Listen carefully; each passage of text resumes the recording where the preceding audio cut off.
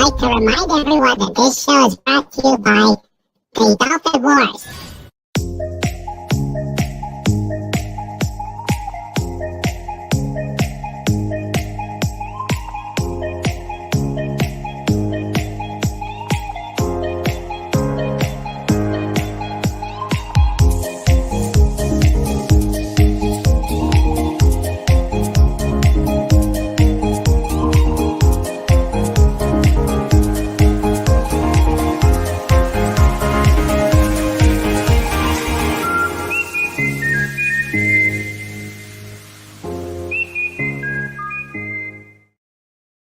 Good evening, everybody.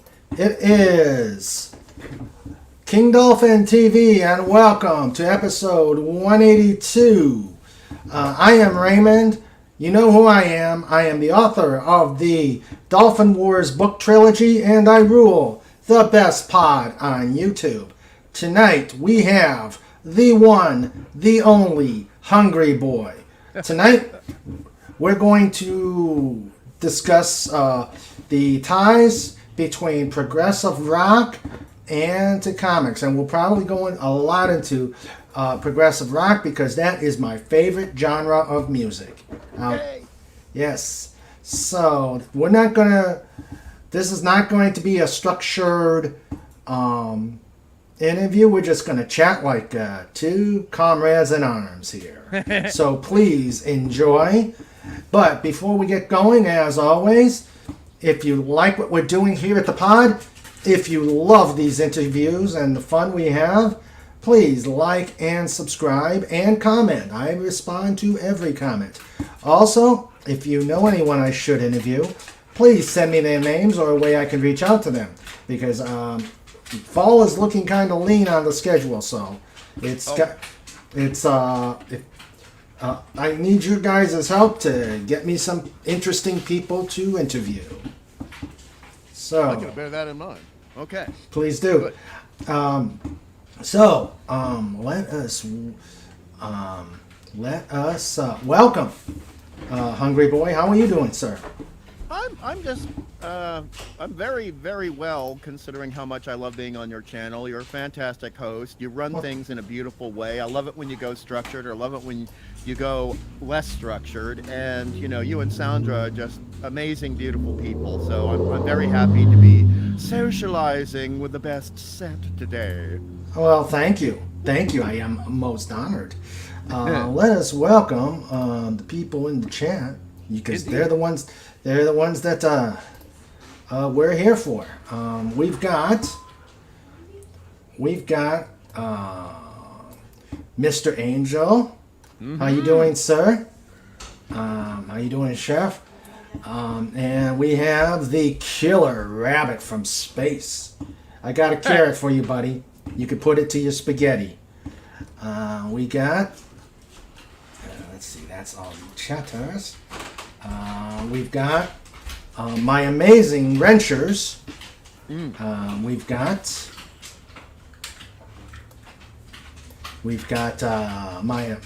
the fantastic producer, my other half, the keeper of my sanity, Sandra. Love you, baby.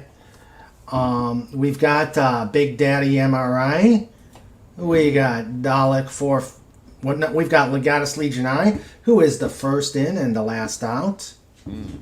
And, of course, we have the hardest working bear on the internet. Snorty! The wonderful Snorty. Snortopopus! .com and Sniffles Cuba.org. That's so cute. I love that. That's adorable. Thank you. All right, so how we're going to do this is we're going to just go toss questions around. Hungry Boy's graciously given me some pictures that we'll share, and we're just gonna chat. And if you've got questions, we're going to bring this. We'll just start bringing the questions on as we get them. So, Yeah, I'm glad Mr. Angel is here too, because some of the pictures I sent you is from a comic book that's very dear to my heart. That I liked it because it felt so much like 70s prog rock, and I'm sure this guy was totally into it. The artist Andreas, and Mr. Angel might be familiar with the work of Andreas, particularly in some of the stuff we're going to be showing later. So it's great Sure. to see you here, Chef. Thank you. yes. Thank you for being All here. right. So, when we talk about progressive rock, usually we're talking about the rock that really the 70s, and not disco, but it really grew up in the late 60s Yes. and through the 70s. Yeah, I believe Trespass by Genesis came out in '69. At least one of the tracks did. So technically, it has to start at the latest in 1969. And then, like you're saying, I mean, by the time we hit 1972, it's in full swing and full steam ahead. Right. With bands like Jethro Tull, Yes. and King Emerson- Crimson. King Crimson, yes, the court of the Crimson King. Yes, that The one. I mean, I listened to that album probably 300 times at least, getting through making a whole bunch of comic book art, and it's such a beautiful album, especially the first one. It's a great band, but the Court of the Crimson King, I think, sometimes the first is best. What can we do, right? Yeah, and But then you probably like Emerson, Lake and Palmer too, Oh, right? they are my favorite band. They are my that's they are my favorite band. Not so much the pop stuff that ended up on the radio, but more like Tarkus. Oh, Yes. that is my absolute favorite. That's my second favorite. Brain Salad Surgery, man. That Yeah. one really gets to me. Yeah. But it's so hard to get. I was surprised. I've got on Pandora the Emerson, Lake and Palmer channel, but they always do the same ones. Lucky Man, Still You Turn Me On. I mean, like, come on! And all of a sudden they played they played Carnival 9. I'm going, whoa, yeah, Yes. Oh, Yes. that's one of my. Oh, I just got goosebumps. I've got physical goosebumps the moment you mentioned that. Oh, I love Yes. that track. Yes. Oh. And it is just, I love that band. There's just getting away from the bubblegum pop songs that they obviously had to do. I mean, they were outstanding.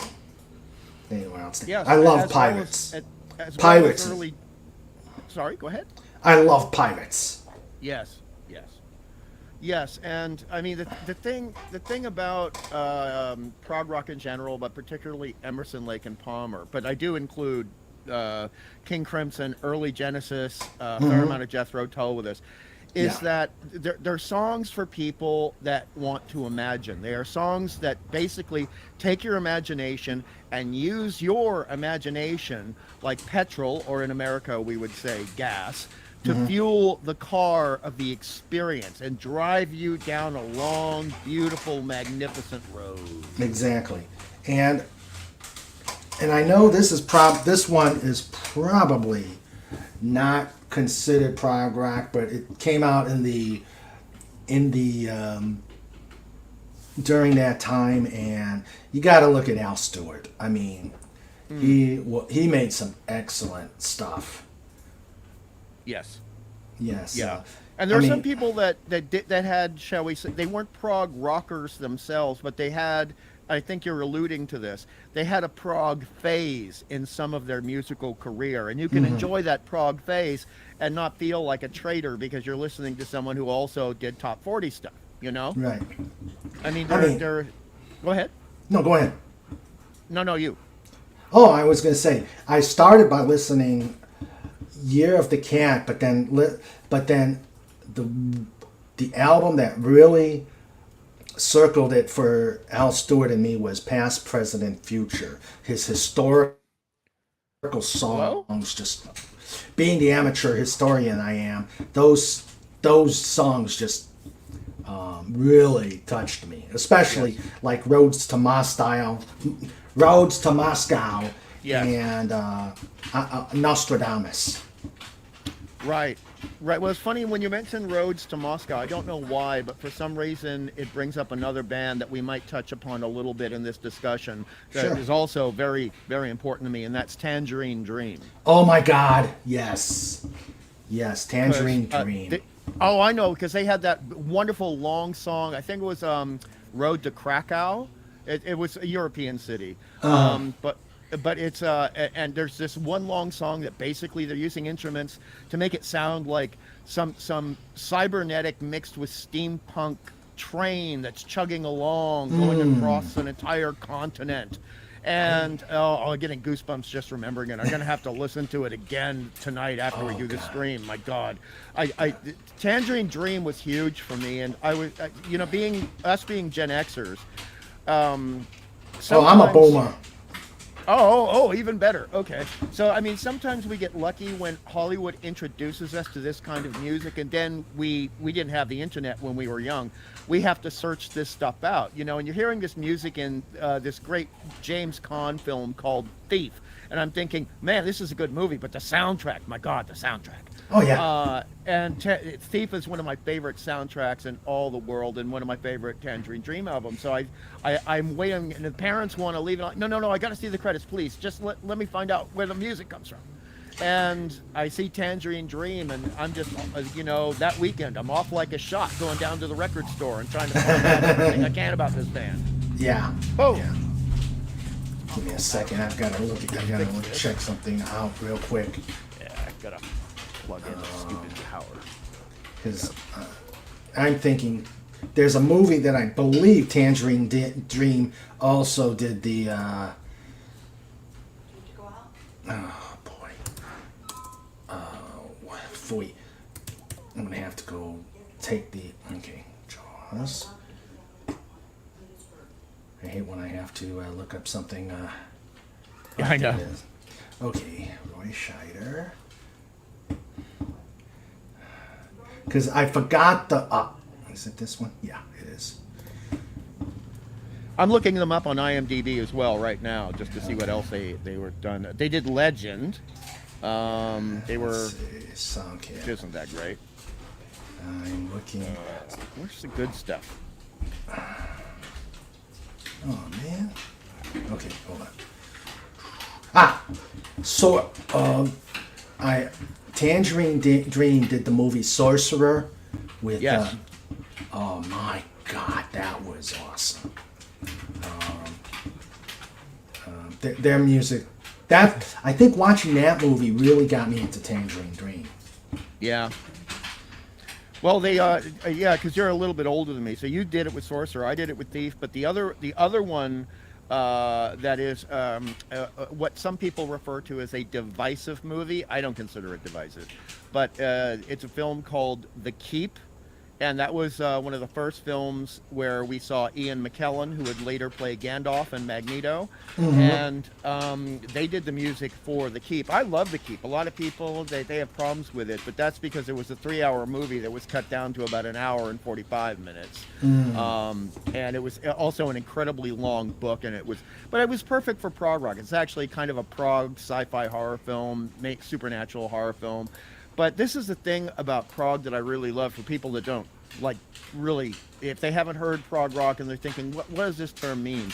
It's music that's got this sci-fi underlying buzz to it, but it's also sometimes got folklore elements. But it's all about storytelling. It's basically. It's what they used to call, and Mr. Angel knows what I mean by this. It's and so does Snorty, bardic music. So the bards used to tell tales through songs in the Middle Ages and beforehand, and that tradition in Ireland goes back to the Bronze Age, where you have somebody who could actually was so tough as a bard, or as they said in the old Gaelic Olaf, they could they could sing a song for 3 days straight without food or sleep, and that showed you how tough the bard was.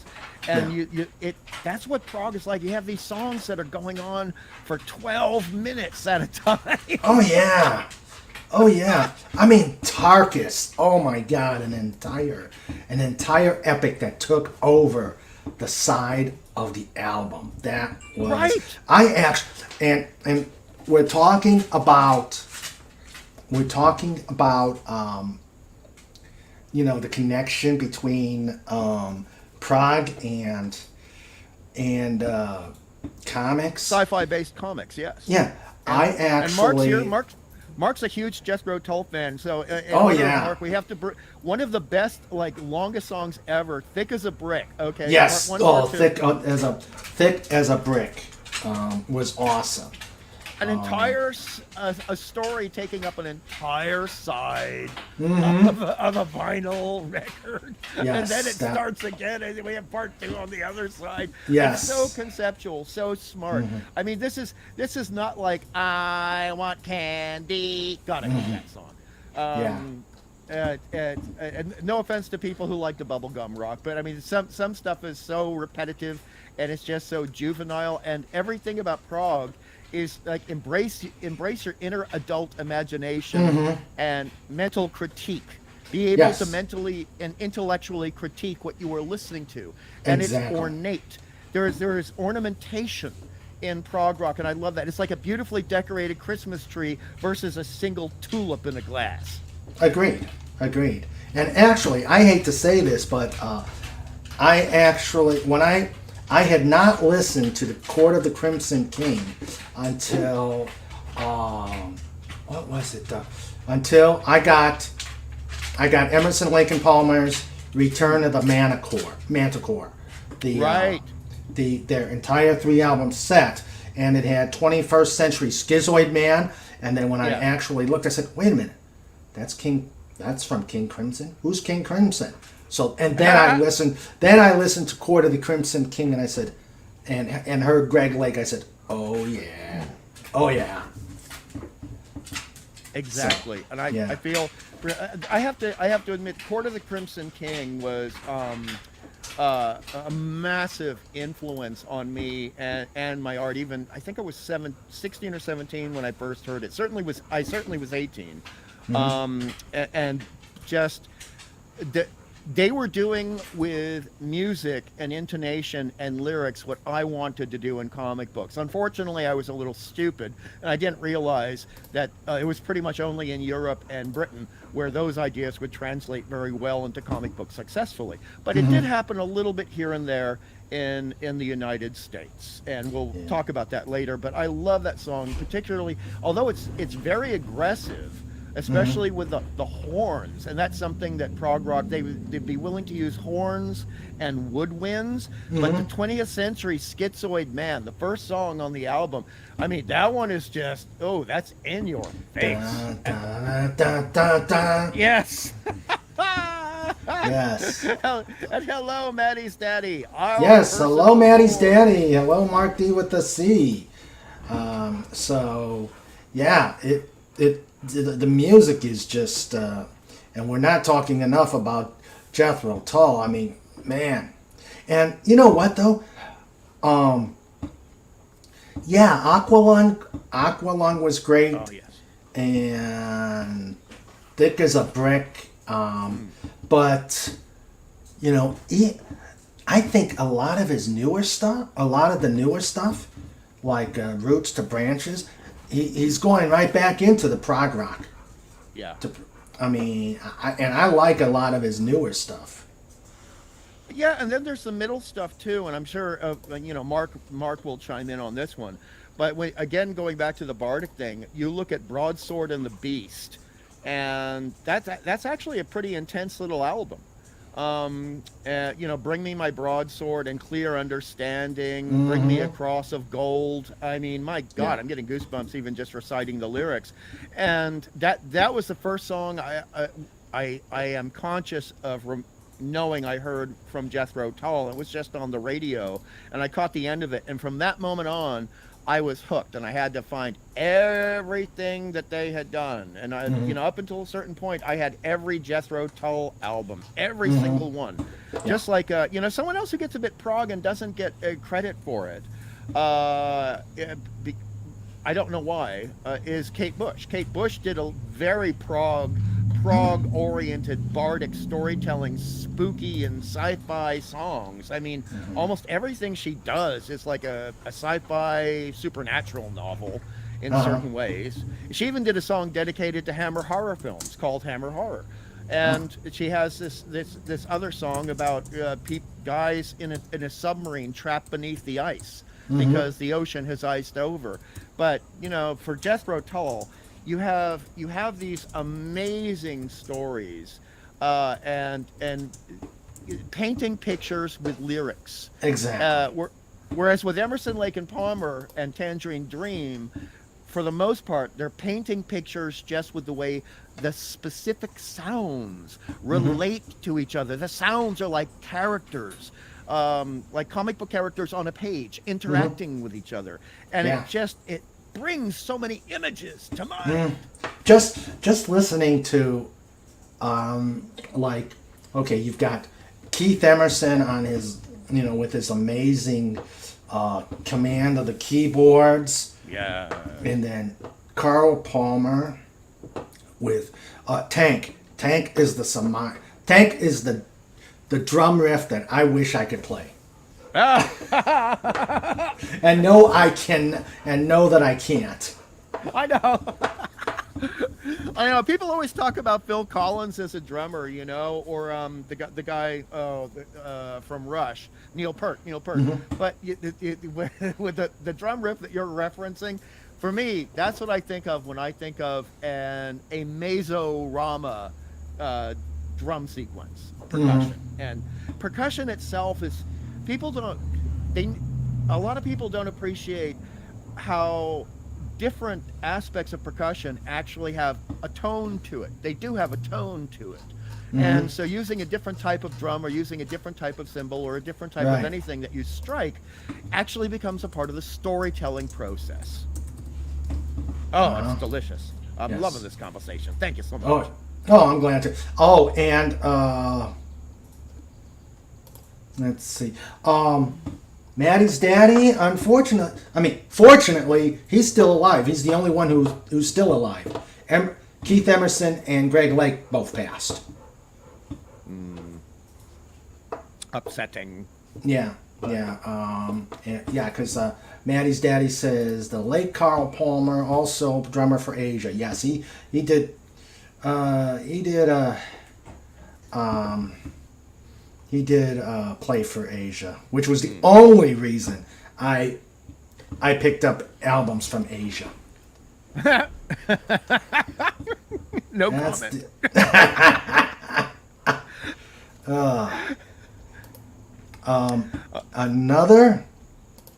Another one that I'm not sure. Hello, let's see. Let me catch up with the chat real quick. Hello, Cobalt Bald Eagle. Hello, Dalek 451. And again, I did say hello to Maddie's daddy and the great Mark D with a C. Let's see. Let's go through some. Mark D says Jethro Tull rules. Yes. Yes. Yes. And I'll tell you what, Pink Floyd. I listened to a lot of their stuff back in the day. They sold out with The Wall. I'm sorry, they sold out with The Wall. I will not disagree with you. I do consider it to be more. It's like they went from prog to prog based to operatic. The Wall is for me a rock opera because it follows the life of one singular character and introduces other characters, and it's very theatrical, very dramatic, and very performative. And I do like the album, but I do not disagree with you that that was the sellout point, and everything after that was very much almost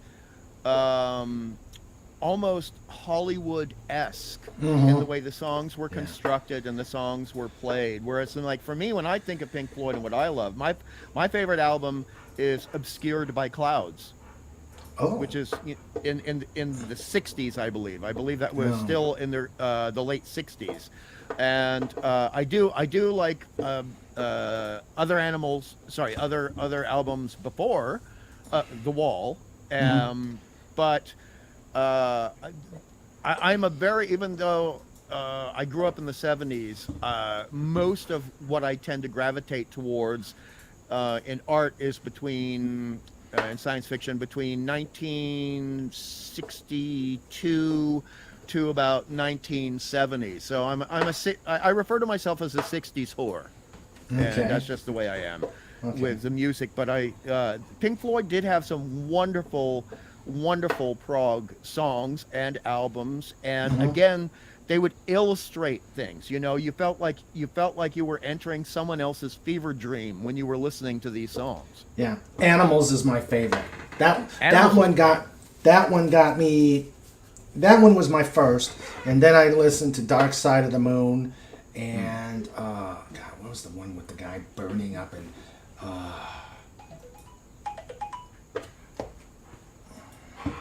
Oh, thank you, Mark. Thank you for that.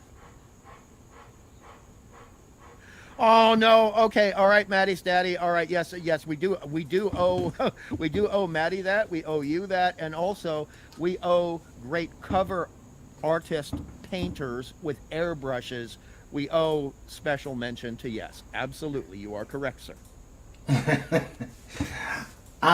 that yes is hmm that I probably would not disagree, but there's only a couple songs from Yes, um, pretty much roundabout. I really that's about the only song I listen to from Yes. I mean, I listened to the album, but um, the voice was his voice was annoying, so I can only get Oh, through one song. okay. Now I have to agree with you there, but I will say that I kind of have a cerebral neurological audio editing kit where sometimes I will, as I'm listening to a song, cut out the singer and just listen to the music, if you know what I mean. So with Yes, I really enjoyed the music, but God, yes, the voice. Oh, I can't. I hate to sound like an awful person, but that voice to me is almost nails on a chalkboard.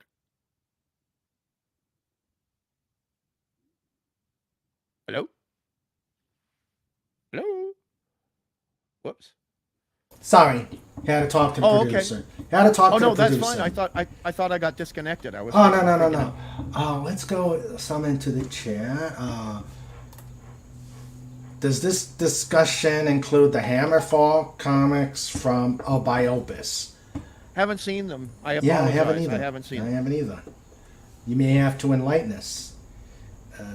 Big Daddy is working and listening. Mr. Angel says, always fun to listen. Let's see.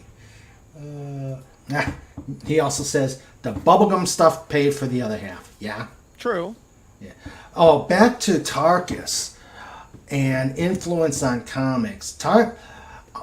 I dabbled in some potential comic book writing Mm. back in the day, in the 80s. And I was listening to Tarkus, and I said, "Ooh, this character would look really good as a comic book, Mm. as a comic character." So Yes. I actually made a character called Tarkus, and I knew it wasn't going to go too far because of copyright issues, but Yeah. yeah, I wrote that and. It's still in the mind somewhere. Probably not going to get written because of copyright, but and of course the Dolphins. The Dolphins took over my brain. I relate. So, but I could see where that would really get some influence a lot of comics. Mm. Let's A see. lot of it does, when you listen to this music and you let your brain create the images from the music, that is why you see stuff like some of the Jim Starlin, the color work that I sent you. Will be Yes, a I'm couple going to show that in a moment. Yeah, so you can tell without him admitting it in an interview years later. You can sit there and look at Starlin, and I mean, I was like 12 years old or maybe 11, looking at Starlin, going, "Okay, you've listened to a lot of prog rock, or as they were referring to a lot of it back then, acid rock." Although I don't think that's up there. I like prog rock better. I don't like the term acid rock, but yeah, you can tell Starlin was heavily into Emerson, Lake and Palmer, heavily into King Crimson. I mean, it just comes right off the page, and nobody can say, "Well, just an interpretation," because illustrations by a certain writer, the artist is adding something to it. Well, no, because Starlin was the artist as well as the writer. He was exactly what was in his head went on to the page. So he's having these images in his head, and I'm sitting there going, "Buddy, you've listened to a lot of brain salad surgery, haven't you?" Well, just the drawings on the covers, yeah, you could see. You could see a lot of that. In fact, I think we're going to start with a Starlin picture. Yeah. Oh, well, let's show the Starlin picture and then we'll move on. Because Okay. I've got another band that I have to mention once we... ABBA, the Village People, the Bee Gees. Yeah. No. No. Never say that. No. No, Okay. take that off the screen right now. I will. That's sacrilege. That's blasphemy. There we go. Yes. I mean, that to me just screams Prog, and a very, very, very King Crimson, very Court of the Crimson King, but also very, very Trespass, when Genesis still had the great Peter Gabriel influencing. Yeah. I mean, basically the story is very much like my favorite all-time Genesis song from their first album, called "The Knife," where you have people uprising against its totalitarian government, and then in the process of that uprising, they become the new totalitarian government. And it's a very deep, very, very heavy song, but you can feel the appreciation of that all throughout Starlin's early work. And he always goes for the cosmic and the majestic and the metaphysical. And prog rock is about the cosmic and the majestic and the metaphysical, Right. with a little horror thrown in on occasion. Yep. Let's see. Before... let's see. Mr. Angel says, I consider the Peter Gunn theme. Oh, yeah. Emerson, Lake and Palmer's version as one of my personal life soundtracks. Yeah. Yes. Yes. Yes. We will... Cobalt It's too bad says YouTube legend. won't let us play music. I know. I don't... Yeah. I know. Because I mean, it goes. We are actually conforming to the Berne Convention aspect of copyright in the United States, where it says for transformative or educational purposes. We are actually telling people about stuff, bringing up history. We're elucidating, and we should be able to. But YouTube's just going to be Yeah. Copyright strike. Yep. State Azure has done a beautiful cover of Tangerine Dream. Ooh. I'm going to have to check that out. I'm screen grabbing this. Keep that up for a second. I got to screenshot this so Okay. I can look that up later. There we go. Got it. Thank you. Okay. Thank you, Mr. Angel. Thanks, Mr. Angel. Legatus says, talking about songs and movies, much a song be in the movie and not just the end, or I wonder if he meant, must the song be in the movie and not just in the end credits to be counted as in movie? Well, see, that brings up this an old phrase, the spirit of the law versus the letter of the law, which is very important to people like myself. So I would say, in regards to the spirit of the law, if it is played in the film, it's in the film. The letter of the law states that the band must be given credit. But a lot of times the letter of the law goes against the spirit of the law. So we see that a lot with copyright. There are so many abuses of copyright where Yep. you have, I mean, you have people who have made a YouTube clip about a movie that has copyright held by someone else, and they will copyright strike you, even though you're making your own clip about that same movie, you know. Yeah. And it has nothing to do with their clip. But sometimes these people are just, to use the Irish American and American term, idiots. You know, IDJITS, idiots. And that's the beautiful thing about Prog. Prog is not for idiots. Prog was not made for idiots. No, not at all. Let's see. Before I go to the before I go to the next one, Gentle Giant. You've heard. Yes. They are definitely Prog. Yes. Yes. One of my best friends who's younger, a millennial, but he hates that term. He likes Gen Y because he doesn't like the way other millennials think.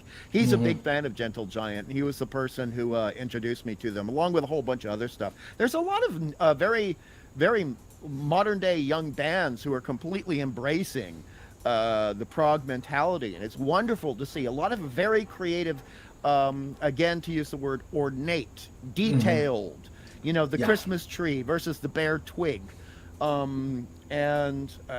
It's just heartwarming to see young people with imagination and work ethic, and I hate to use that term, but let's face it, you can't do a prog song without work ethic, because it's a lot of work to make a prog song. Exactly. Because one, you've got to come up with the story, and then you got to make the story come to life. Right. And there are so many detailed elements, and there's so much mixing and so much editing involved, and special effects, like in a sci-fi movie. Prog rock has a lot of audio special effects versus visual special effects. And that was another great thing. Thanks to the creator of the Moog synthesizer. Oh God, a saint. Everyone who helped create electronic music, and this goes back to the late 1950s, but certainly the early 1960s, they are saints to me. Like the BBC musical workshop. I can't remember the exact term. Someone in the chat will help me out. They're the people that created the theme song for Doctor Who and a whole bunch of science fiction shows for the BBC. But they really, they in terms of their scientific and tech innovations, all right, they're technological, they're electronic, working with analog, and working with solid state materials. They probably contributed at least a quarter of the skeletons that are necessary for what we now think of as electronic or progressive music. And bless their hearts. Bless their hearts. Oh, Jean-Michel Jarre. Yes. I see that. Legata says, opinion on songs inspired by soundtracks. Cheap marketing or worth getting?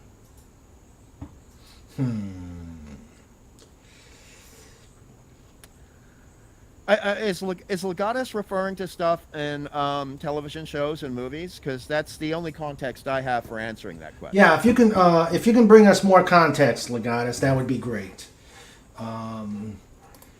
Somebody is flopping around hard on flip-flops in the background. That must be... Well, that can't be me, because I'm lying on my bed. Oh, no, that's Snoopy. Hail to the Snoop. Mr. Angel, by the way, has incredibly sensitive hearing. It's like a superpower. He's like the poor guy is suffering like what Usher suffers in Fall of the House of Usher by Edgar Allan Poe, who also has super sensitive hearing. You know, I mean, Mr. Angel could hear me drop a pin on the carpet of my bedroom from 10 feet away. Well, that's like this microphone I've got here. It can get real sensitive. Let's see, Jethro Tull rules. Yes, we agree. Let's see. I heard a tapping. That's weird. That wasn't from you. That was in my room, and nothing was happening. That was strange. Anyway, keep going, please. Kings and knights had only one purpose in life: to have bards sing about their deeds. Indeed. Nice. Indeed. And Legata says, what do you think about groups like Toto doing film scores, a.k.a. Dune from 1984? I would say, Yeah, I could say that's probably close to their dabbling into prog rock. I've never really considered Toto as prog. They're more like pop. Oh, and I'm the wrong person to ask this because I love the novel Dune ever since I was a kid. I read it when I was about 11 years old.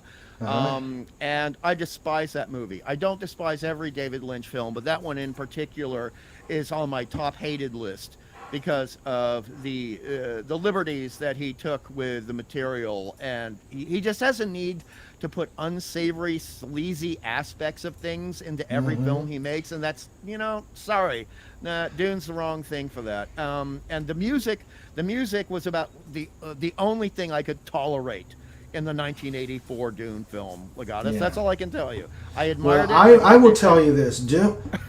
I kind of like Dune. Thank you, Dalek. I kind of like Dune, but one, it really convinced me that Patrick Stewart is a horrible actor. And, even worse, Sting, who had maybe one line in the whole movie and just showed off his physique, was a hell of a better actor than Patrick Stewart.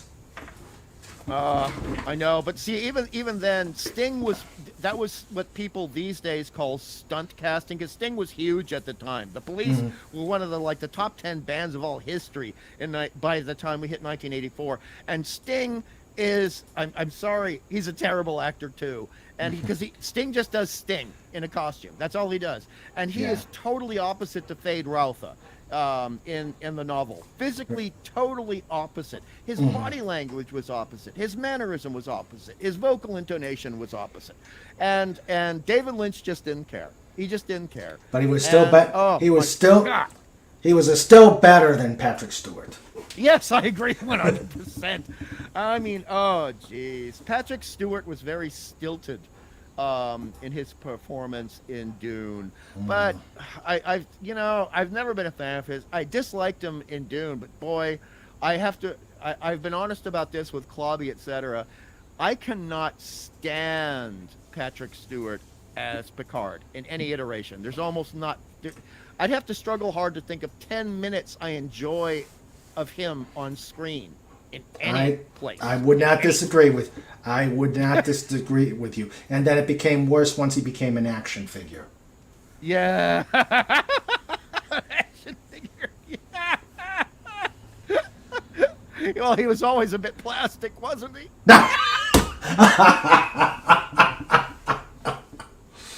Oh dear, yes. But we digress. But I just need a moment. I'll be right back. Right back. 1 second. All right. Let's as I think I broke Hungry Boy. And anybody who's new to the pod knows what we mean when somebody is broken. So I'm going to calm us down. Snoopy is pacing back and forth on the hardwood floor. Had a cow ear, bully stick, and a couple treats. He won't go out. I have no idea what he wants. Yeah. Hail to the Snoop. Hail to the Snoop. Let's see. Maddie's daddy says Kate Bush. Did she do Wuthering Heights? I'm not sure. Ah, yes.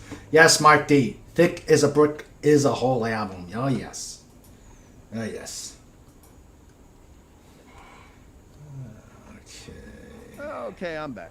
All right. Yeah, I was telling everybody that I broke you.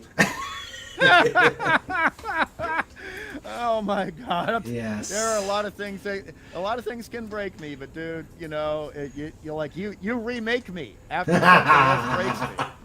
All right. I like Cobalt. What Cobalt? When Phil Collins plays, it's time to do a root canal. Oh my! Oh dear! Oh dear! The funny thing is, though, it's actually, this goes back to what Maddie's daddy said. It's his singing voice that gets me more. That's another voice I have to edit out Phil Collins' singing voice because he's not a singer, and he even admitted he had to just jump in because Peter Gabriel left as the singer, and his voice is actually very strained. I don't know what it is, but he strains to hit certain notes, and they get very sharp, and it sounds like his vocal cords are about to snap. And I just that just it's painful for me to listen to, not out of saying, oh, he's a bad singer, but it's like hearing a human being who is having lemon juice rubbed into a paper cut. I can feel the pain he's going through. Ooh, Yeah. that hurt just visualizing it. I also picked up a thing or two from Asia. Food, cooking habits, and the groove. Nice. That's a good list. Yep. Passion play is also Yes. a yes. Thank you, Mark. Yes, Thank Mark. you, Passion. Yes. Love that one. Love Yeah. that one. Very underrated. I think Mark would agree. Passion play is very underrated. Even fellow Tull fans do not bring it up much. So thank you for bringing that up. I don't know if Thank I've you. heard. I don't know if I've heard that one. It's good. I mean, the thing is that Passion Play gets compared to Thick as a Brick. And the thing is, once you have your best, you're going to have your best. It's like it doesn't matter what Spielberg did after the first Raiders of the Lost Ark film. It doesn't matter what he did, because it's never going to be as good as Raiders. And True. this is kind of the thing with Jethro Tull and also bands like Pink Floyd, etc. But particularly just from Mark, the moment you have something that is such an achievement and so perfect down to the last 2% of the album, as thick as a brick, where not one word is misplaced, not one space between words is imperfect, then everything is going to be downhill from that. And sometimes we do our best work and we're not going to get better. We're not going to do better than that. So if the moment you hit 100%, there's no 110%, there's 100%. That's it, as many people say. And Thick as a Brick was Exactly. the 100% mark for Jethro Tull. So Passion Play, I like it almost as much, 90% as much, but it's it's an unfairly underrated album for Aqualung was my first encounter with Jethro Tull. And then that got me started on the road. Yes, and you're quite lucky that was your first album. But although I'm kind of glad I started out with Broadsword and then found the other ones. But Aqualung has got such great songs where they kind of vaguely interrelate with each other, but they are mostly character songs. I mean, Aqualung himself is a character. He is they're singing about a guy. You can see this guy in the street and everything that the song talks about, unsavory as it is. But that was, we're looking at the early 70s now, and people were allowed to tell stories that were a little edgy. Yep. Yep. Unlike today, you could never come out on a major record label with an album like Aqualung these days. It would not be allowed at all. Yeah, well, And I'm not getting political. I'm just saying that creative freedom was very strong back in the days of Prog, and that's why we have Prog, because the creative freedoms were there. Broadsword. I gotta check out Broadsword. I think you'll really like it. I mean, I think Mark will agree with me. I'm just going to warn you, it's a very D&D album. Okay? It's like a D&D game, except it's in audio. Okay. I think Mark will agree with that.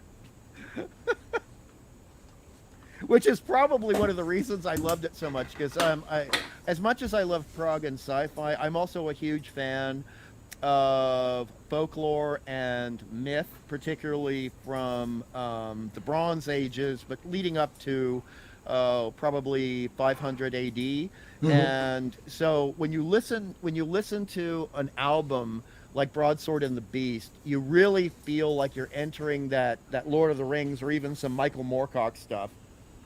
Michael Moorcock, by the way, is at one point, let's say in the 70s and 80s, he was considered the second most important fantasy and science fiction author below J.R.R. Tolkien. So he was a direct second. And he was a massive Prog fan. In fact, when he was a young man in the 60s, he actually played in a Prog band. Nice. And this is and Michael Moorcock created Elric, who was pretty much everyone admits, the guy from The Witcher is basically a ripoff or inspired by Elric. So Elric is this tall, quasi-human.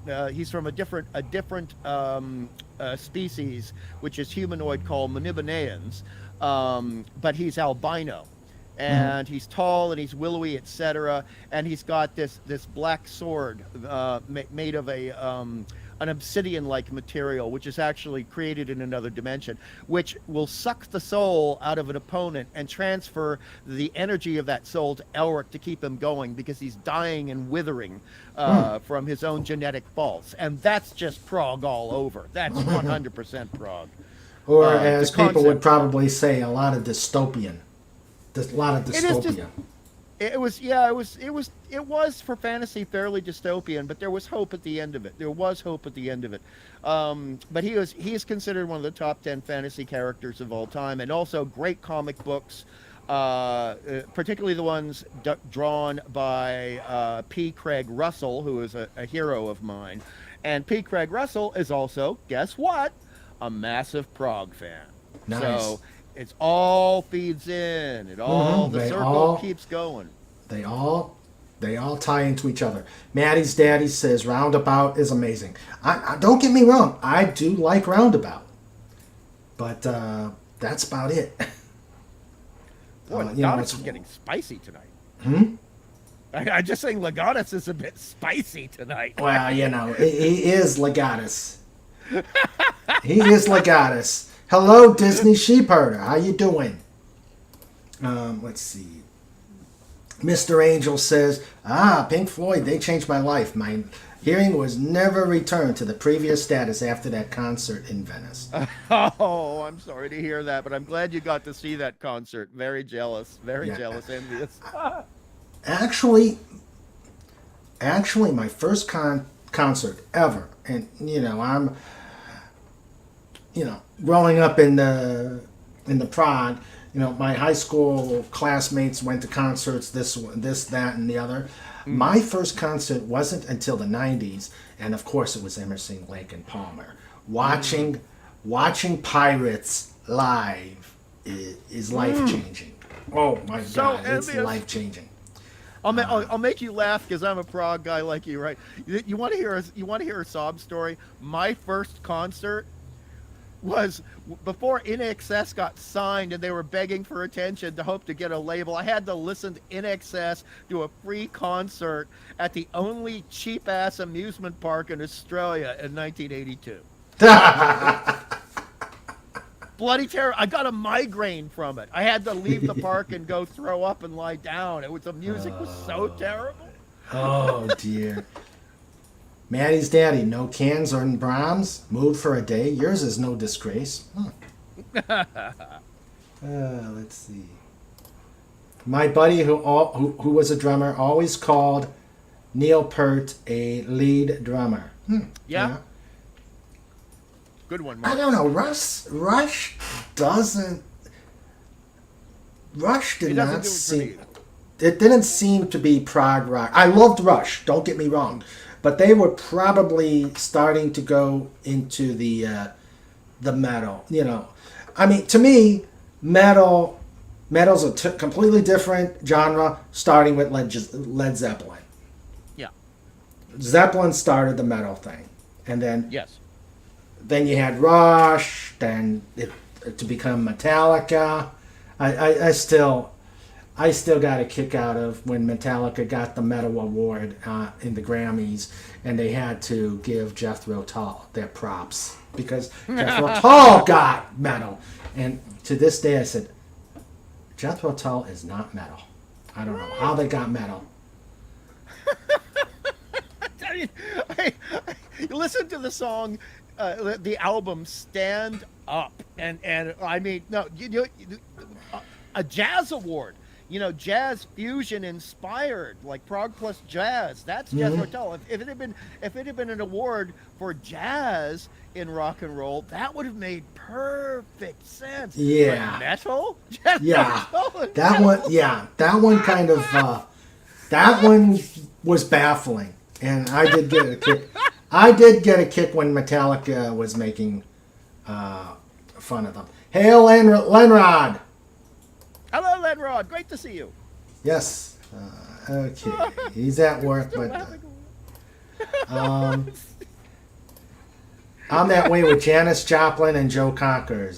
Joe Cocker, Nails on a Chalkboard with me. Yes. Yeah, that's going back to the comments about voices. Although I have to say, I can more easily listen to Janis Joplin than the lead singer from Yes. Yeah. But Joe Cocker, yeah, I understand that. I do love a lot of what he does, and I love the way the songs are constructed. But again, it's like slicing out that vocal and just enjoying the rest of the song. You know? Or have you ever eaten a cake that you really like, but it's got some like ingredient on the top, like candied fruits or something, and you pick those off and you just enjoy the rest of the cake? You know? Oh, okay. So yeah, and Joe Cocker is a great performer, and he gets great people to play with him. So yeah, I 100% agreed, Maddie's daddy. 100% agreed.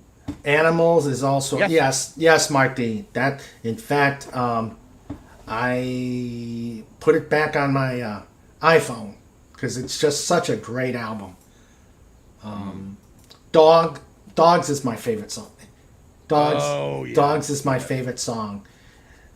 Yeah, but I had forgotten about it because Lee, with moves and stuff like that, you lose, you get rid of all the albums. And the funniest thing was I was watching on YouTube. This surfboarding dog, this French bulldog, and the soundtrack was dogs. And I said, oh, I gotta get, and then I realized, wait, that's Pink Floyd. So it reminded me how good a song it was. And thank you very much, Dalek, for shouting out my channel at the end of the stream. Sorry I couldn't hear. My Wi-Fi was wonky today. Yeah. Let's see. Lenrod's saying ABBA.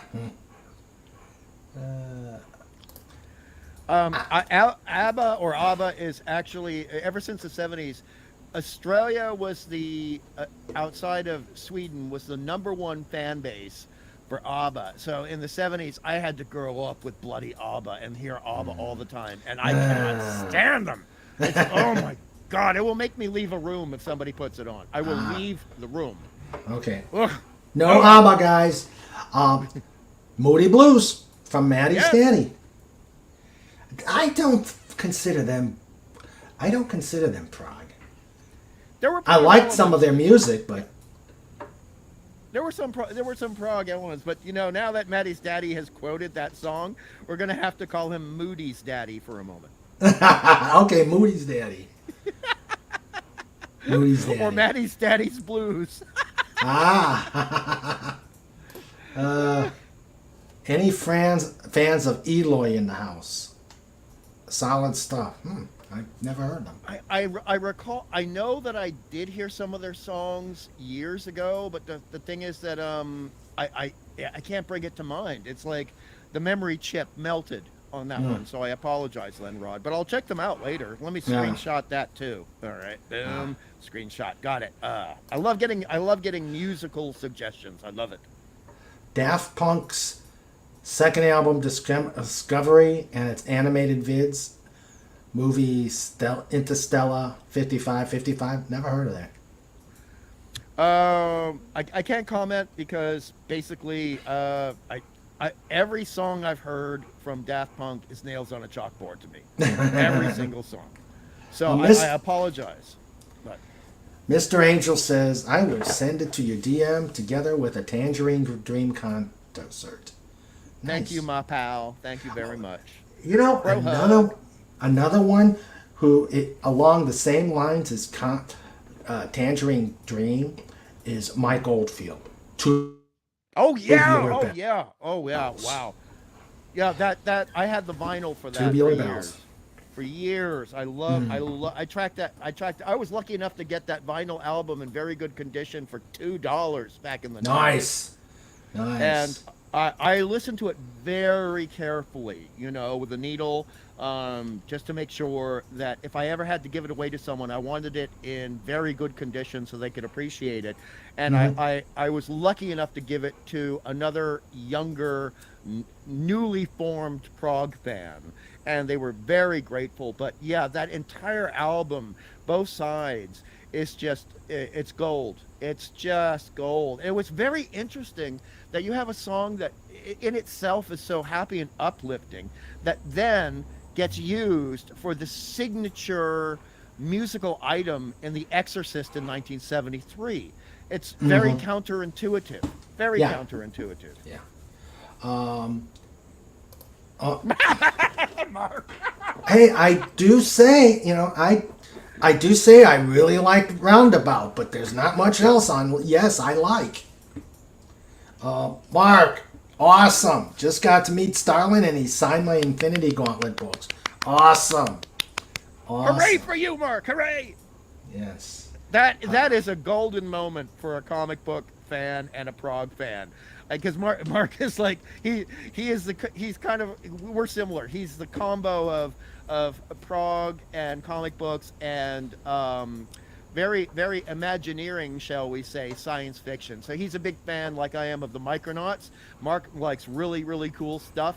He likes stuff that you can intellectually tinker with. You can put. He's an engineer, so you mentally pull it apart, understand how it works, and then you put it back together. And exactly. Mark does that all the time. It's one of the things I really love about it. Yeah. Hail Mark D with a C. Let's see. Jean-Michel Jarre, Vangelis. Yes. Oxygene by Jean-Michel Jarre. Yes. Had those albums. Actually, I think I started collecting cassettes of Jean-Michel Jarre. It was either late '81 or 19.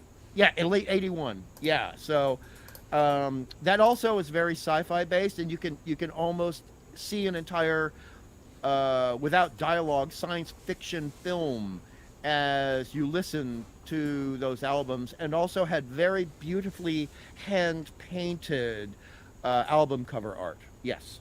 Yeah. Thank you, Chef. Thank you very much.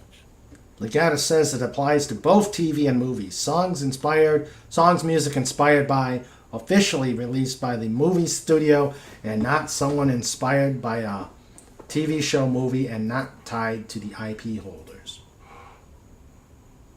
True. I'll let you handle that one. I'm not sure. I'm not sure what. Oh, this is the context by what you were saying. I don't know if I can answer that because I'm. Oh, I mean, to his credit, to his Legatus's credit, it is actually a very deep and well-considered question. It is, however, a very complex question to ponder. Yes. And, I mean, again, it goes back to the spirit of the law and the letter of the law. See, if somebody is inspired by... I mean, if you look at Aretha Franklin's cover... And I don't know if he's talking about cover songs that come about because of movies and television. That may be part of what Legatus is saying. But if you look at Jumping Jack Flash by Aretha Franklin, the cover she did in the 80s, it is an equal version, in my estimation, to the original by the Rolling Stones. And I love it. And I would consider that a song unto itself, even though it is a cover version. But we have to ask ourselves, what is the difference between a cover version and a rip-off? Yeah. Because sometimes there's a blatant rip-off. Like sometimes, even in a movie that I really, really enjoy, something that's a little bit, well, actually very cheesy, like The Neptune Factor from 1973, starring Ernest Borgnine and Ben Gazzara, okay? The thing is, there's a moment where they're actually stealing direct notes from the Star Trek TOS music. And they are rearranging the notes slightly, but everyone can recognize it is from the opening credits music. Everyone can recognize that. And that to me that's just rip-off. It's not homage, it's rip-off. It was something that the studio should not have done. Yeah. And you have other situations where certain music can allude to something that came before, and that can be respectful. So I'm a bit long-winded here, but I'm just trying to show respect to Legatus's question, and I hope it's a sufficient answer, and I apologize if it's not. Okay. Mr. Angel says, yes, I could, and identify the pin type by the sounds that make. It's a gift and a curse. The world is nowadays constantly humming with electronic buzz. Yeah. Dalek, our expert on Doctor Who, said the BBC Radiophonic Workshop created the Doctor Who theme. Thank you, Dalek. Killer Rabbit says some soundtracks are better than the movies. Yep. Yeah, yes. Yes, yes, oh magnificent Bunny Meister. Yes. Yep. And Snort, you are right. No love for Patty Stew. You're right, Snorty. But he did give us the epic scene with the pug going into battle for Duke Leto. Oh God. Oh, we're never gonna escape Patty Stew, man. We're never gonna escape. Okay, all right. Patty Stew. Yeah. How did we get with Patty? All right. Who started us with Dootin? This is Prog Rock we're talking about. And hello, Pudgy Hedgehog Adventures. Yeah, Pudgy. Pudgy.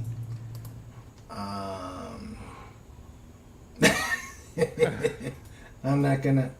Okay, let's see.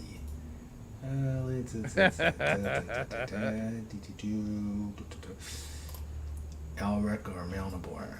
That was the cruel one. That's cruel. Melnibor.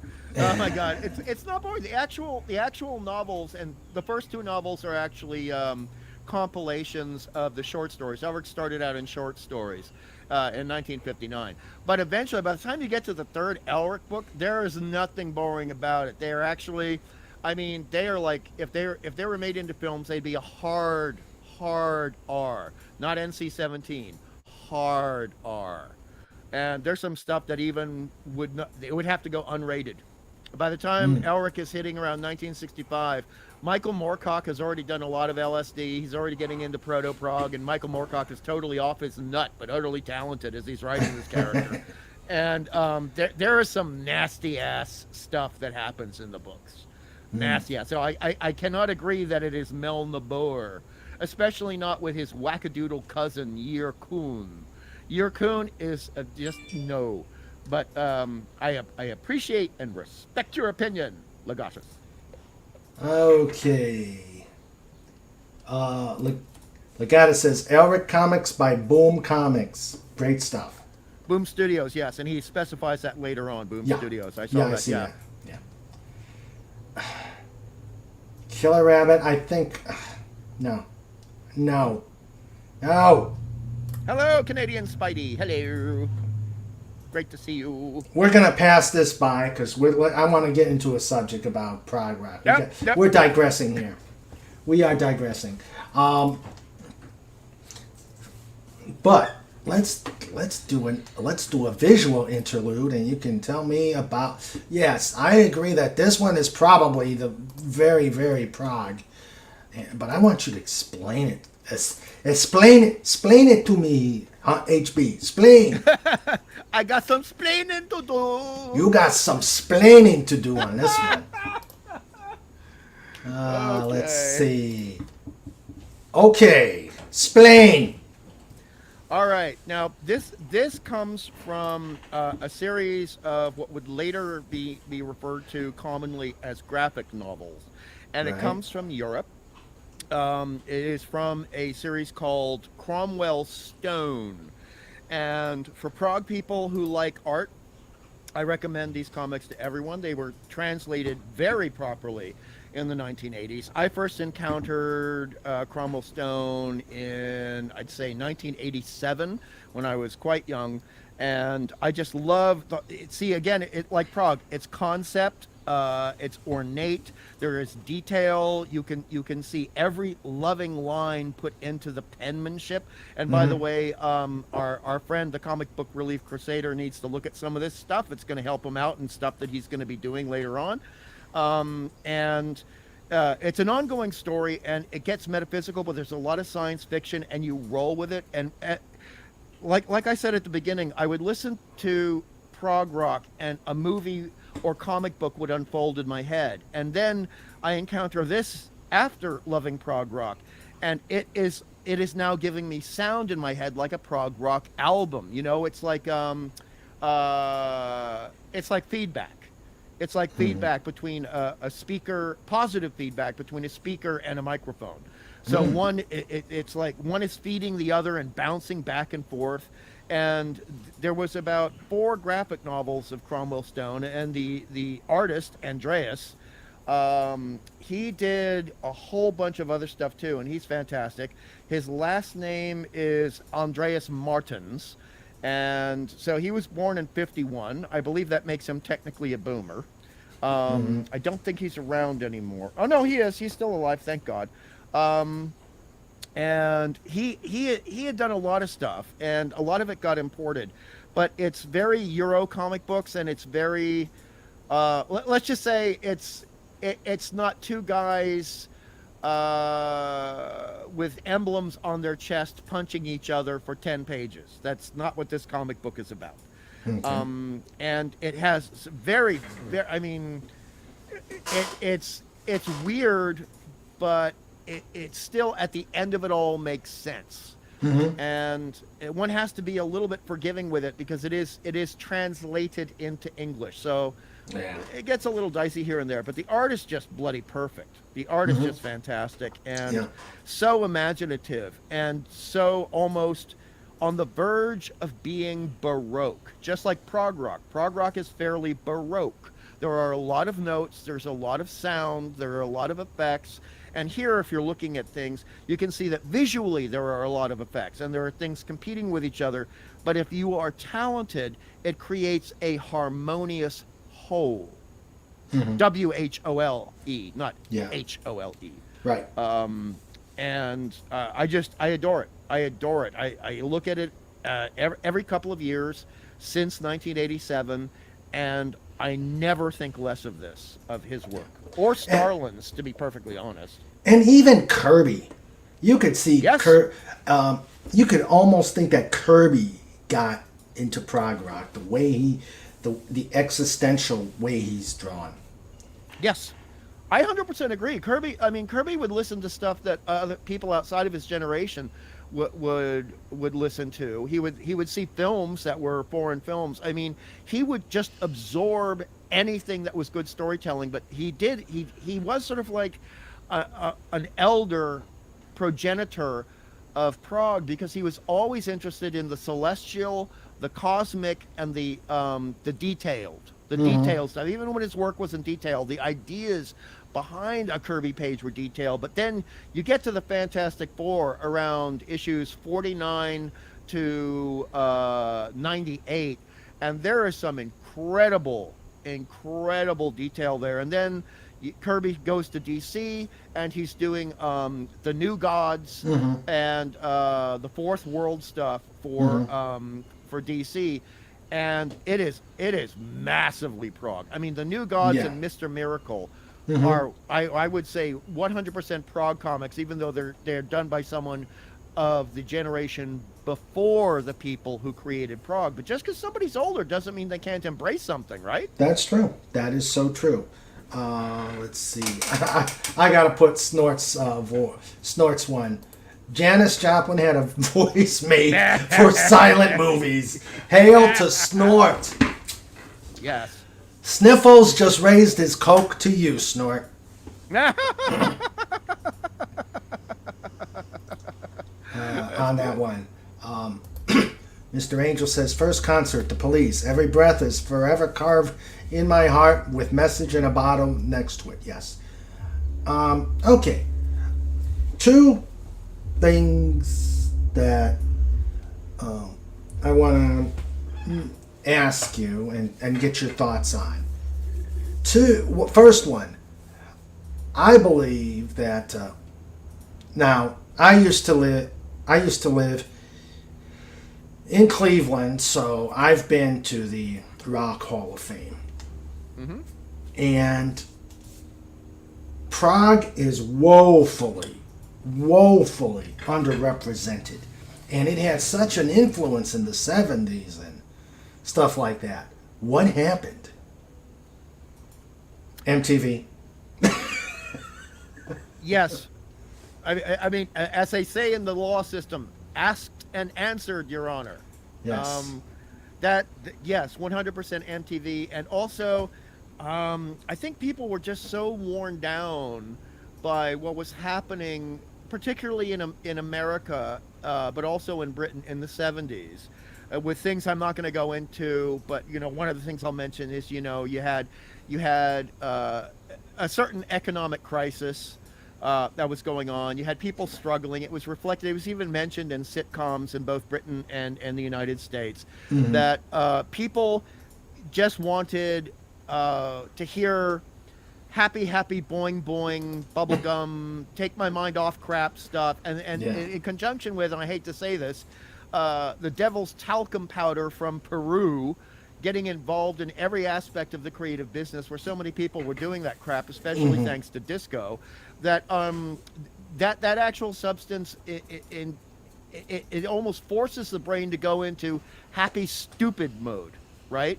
And so you're not thinking about things, and then people, they don't want to think about things, and then when you're having certain representations of greatness being expressed in a musical hall of fame, you get a lot of stuff that is based around that feel good. Even if you have to be dumb to feel good, then be dumb, because you got to feel good, because we've all been through this stuff in the 70s stuff. That becomes the roadmap for what is defined as musical greatness, when um, that certain place that you're referring to is created during that time period. Mm-hmm. And this is one of the reasons, many reasons, why I despise the devil's talcum powder from Peru.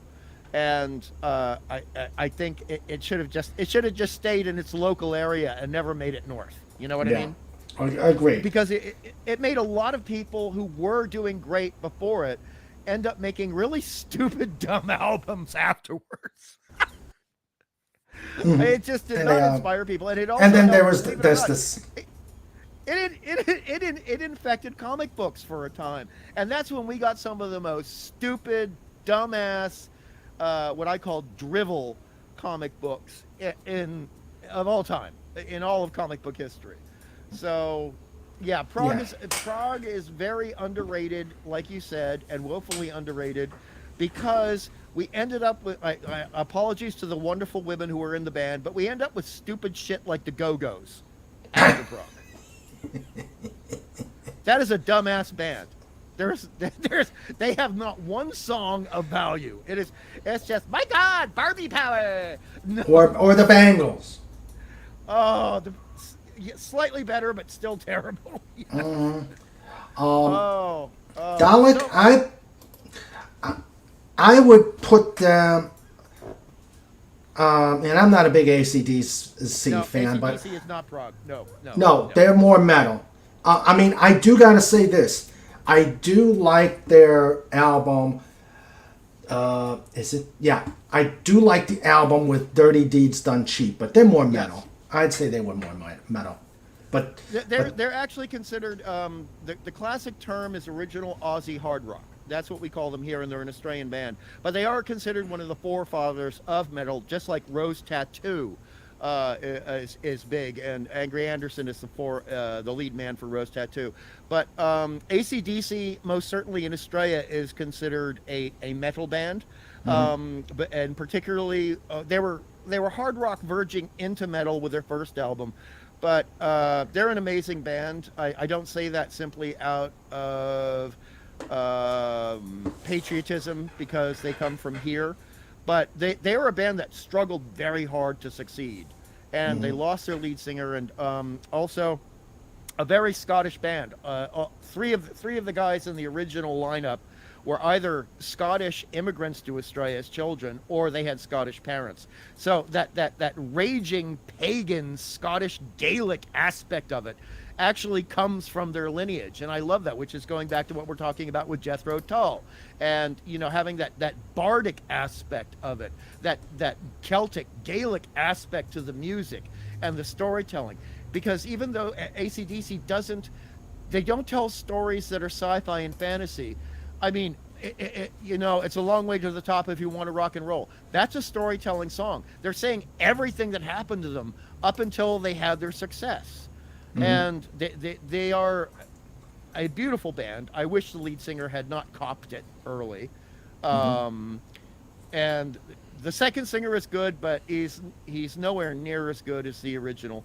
But just to wrap up, no, not prog, but yes, an equally storytelling kind of band.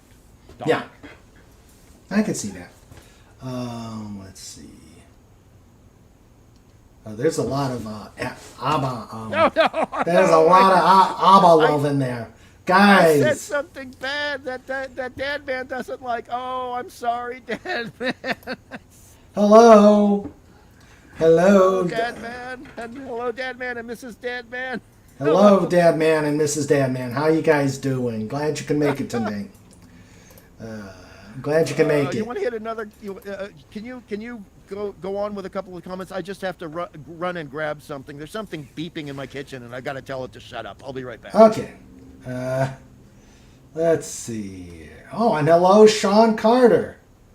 How are you doing? Boy, we're getting the elite here tonight. Sean Carter, the Dadman Clan, Mark D with the C.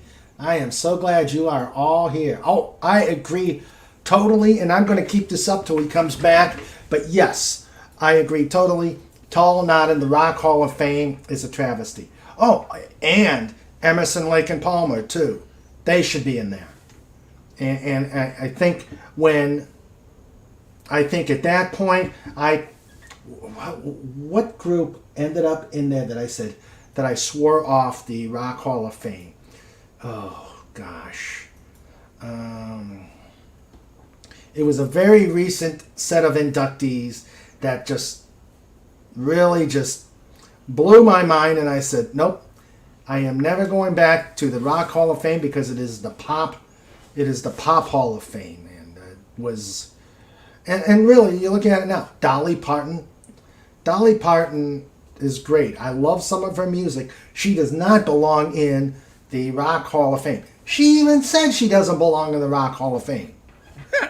I'm back. Who are we talking about? Who Dolly Parton. Well, I wanted Mark D with the C. He says it all. He says it all. Tall not in the Rock Hall of Fame is a travesty. I Yes. agree 1,000%. And then I got into a digression saying Dolly Parton doesn't belong in the Rock Hall of Fame. She even said it that she doesn't belong there. And it's like, come on. This is the Rock Hall of Fame. Yes. Yes. I mean, what would happen? What would happen? Okay, if Emerson, Lake and Palmer were put into the Country Music Hall of Fame, I don't think people would be standing. I don't think people would stand for that, right? No, exactly. So, yes, I mean, totally. can you imagine? Or 1969, David Bowie in the Country Hall of Fame. Oh, yes, so true. Oh my, that would turn the world upside down. That would make the world flat. Oh my God. Yes, but guys, we're going to keep this up here for some time. Mark D with a C has it. He totally has it. Oh, and by the way, this week was Ian Anderson's 72nd birthday. Thank God he's still with us. Thank Yes, yes, he is still with us. God. And he was the laird of the island of Skye for a while. He might Oh, yeah? still be. Yeah. I mean, the guy's got Celtic Gaelic pedigree, dude. He's got serious bardic storytelling pedigree. And you remember when he used to do the weird thing with the flute when he was still young enough to do it, where he would actually stand on one leg and the other leg would be bent and his foot would touch the knee? Oh, I've seen pictures of it on Facebook recently. Let me see if I can bring it up. Oh, that'd be great if you could do that. I'm going to do that right now. Oh, poor Dad Man. We pissed off Dad Man. I'm sorry, Dad Man. I'm so sorry. I'm sorry. Yeah, but but you got to see what he put there. Go-Go's and the Bangles. I think Dad Man man has actually been hanging around Mark a bit too much because Mark is Lampwick from Pinocchio. He's the guy who's always going to get you in trouble and smile about it, right? Mm-hmm. That's why I've been calling Mark Lampwick for over a year because he is the Lampwick. It's like, hey, Pinocchio, come over here. We got beers and cigars. Yeah. Then I'm wondering if Dadman is starting to have a little bit of that rub off on him. But I love these guys to pieces. These guys are great. Yeah, these guys are great. God. Dan Man, Mark D, Mr. Angel. Let's see.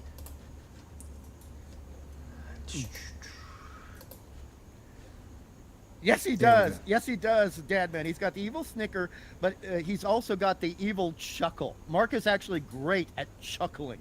It's worthy of. Yeah, there we go. There we go.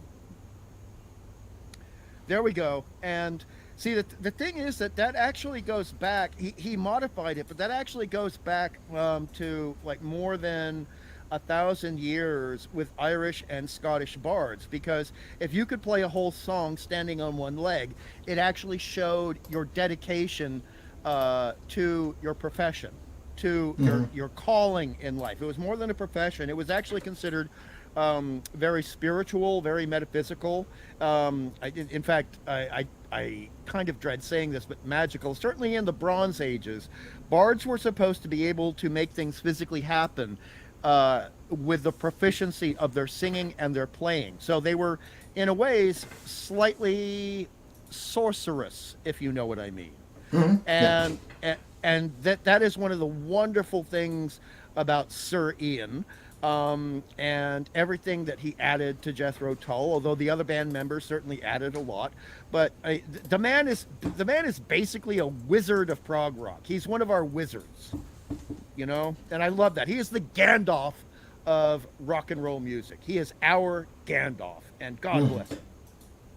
And there happens to be a band called Gandalf. Oh no, no! I don't want to be in trouble with the missus. No, I apologize for everything. I don't even know exactly what I said that got me in big trouble. I apologize for it. Hello, Comic Relief Crusader. He popped in here, but he can't good. stay long. Good. Hello, dear welcome, brother. my friend. Sean Carter, and he didn't even use established titles. Hey. I'm gonna get yelled at by Mrs. Dadman later. Sean Carter, that was my anniversary gift to us last year. Established titles. Established titles. Yeah. Before I found out that, yeah. So, okay. Yes. Rock and Roll Hall of Fame. What are all these pop songs and pop singers doing inside of it? Yes. I agree totally, Mr. Angel. I agree totally. Oh boy, so I'm going to put up another one of the beautiful pictures that you have here. Now this one right here. This will work. I think I may even... Okay, let me start it over. But if you want to look at these comics online for your own enjoyment later on, I'll just DM you the link on Tweety. Okay, sounds good. You know, like when you're having a nice relaxing moment in the sun, you know, enjoying an iced coffee or something, you're feeling that prog thing, you want to enjoy like the comic book prog experience, I'll send this along. But yeah, that's one of my favorites right there. Because look at the way American comic books very much prefer rectangular or square panel format, and that's important for storytelling. But if you look how prog thinking wise this guy creates the page, it actually does have a tier system. You have the first panel going to the second panel going to the third, and yes, it's on a diagonal slant, but you can read where it's going and then go to the next panels. And if you give yourself over to the page, it does make visual sense, and it's very cinematic, but it's also very, very much and this is a big aspect of prog music, it's very much like a fever dream, which is not like a normal dream. It's very cinematic, but it's very, very kind of on the cusp of nightmarish, of being in the subconscious versus the conscious. And this page kind of sums it all up. Where this guy is so good, this Andreas guy is so good that he's drawing in black and white, but his use of line work and shadows and storytelling emotionally, not visually, makes you feel like you're getting the color experience. And that is very highbrow. That's very intelligent. Love it. Yeah. What do you think? What does the page say to you? How do you feel when you look at this? Well, let me see. Definitely dark. Definitely gothic, and I could.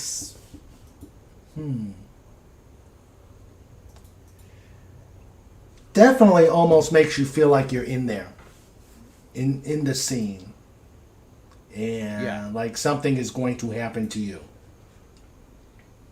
Yeah. Very personal. Damn it, Mark. Which one? This one? Yeah. Mark's being Lampwick again. No, it's being Lampwick again. I'll catch you very soon, Dad. Man, I'm wide awake. I will be there for what you got cooking. What you got cooking on the burner, I will be there. So you take care. You take care, Dad. You take care, Dad. Man. Look forward to talking to you on Saturday. Mr. Angel says I got drunk with the last real barbs, the Dubliners. I do not try to outdrink an Irish bard. Warning. Oh my head. Yeah, I had an Irish friend. Rest his soul. Oh my God. Ugh. One, he was very creative with his drinks, and two, he could drink me under the table. Yeah. Easily.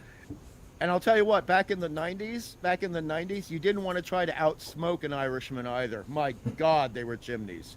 Oh boy. Yeah. I mean, one of my, you know, sometimes you meet somebody out and about, you're out for the night, you meet someone, you're best friends for like 24 hours, and then they got to go their way, you got to go yours, right? And I was like that with this Irish guy and a couple of his friends. The guy, in 3 hours, he smoked 60 Benson and Hedges, full strength, full tar. Yeah. And then he said, I got to go out for another pack. So I was doing the math, and in my head I'm going, okay, so this guy goes through at least 4 packs a day. He outsmokes anyone I know. Yeah. Well, I went to an Irish funeral, and I was the only one in the. After a little bit, I was the only one in the room because everybody was outside smoking. Right. And for the Irish, it's very also stress relief, anxiety relief. So, like when things get emotionally hard, that's when the lighters come out. And in an Irish life, it's almost always hard all the time. Well, it's either that or fight. Exactly. Those are the two stress reliefs in Irish life. There's smoking, fighting, and drinking. And then there's like increasing the Catholic head count, if you know what I mean. Ian, Mark D with a C says Ian still does that on tour, but not that long anymore. Nice. Thank you, Mark. Thanks, Mark. Oh man. I mean, doing that in your 70s, man, at all. I can't do it now. I'm in my 50s, but I couldn't do it ever. I could not do it ever. Oh, that's scary, Mr. Angel. That's scary. Which one? The Dutch? Yeah.